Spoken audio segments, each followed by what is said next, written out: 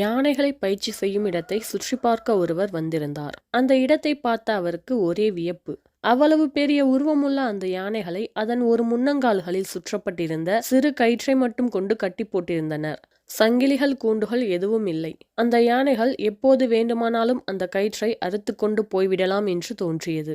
ஆனால் ஆச்சரியப்படும் விதமாக எந்த ஒரு யானையும் அப்படி செய்ய முயல்வதாக தெரியவில்லை. இதை பார்த்தவருக்கு வியப்பு தாங்கவில்லை. அப்போது அந்த பக்கம் ஒரு பயிற்சியாளர் நடந்து செல்ல அவரை நிறுத்தி தன் மனதில் இருக்கும் கேள்வியை கேட்டுவிட்டார். இந்த யானைங்க குட்டியா இருக்கும்போது இதே சின்ன கயிறுல கட்டி போடுவோம் சார். அப்போ அதுங்க சைஸுக்கு அதுவே போதும். அப்போ ஓட முயற்சித்தாலும் அதால இந்த கயிறை அசைக்க முடியாது. இந்த கயிறை நம்மால் அறுக்க முடியாதுன்னு அதுங்க மனசுல பதிஞ்சு போயிடும். அதுக்கப்புறம் வருஷம் போக போக அதுங்க பெருசானாலும் அதையே உண்மைன்னு நினைச்சிட்டு கயிறை அறுக்க முயற்சியே செய்யாதுங்க.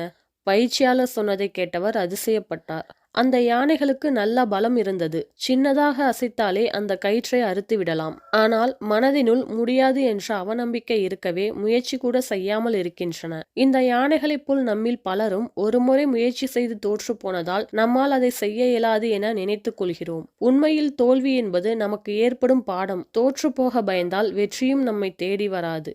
நன்றி.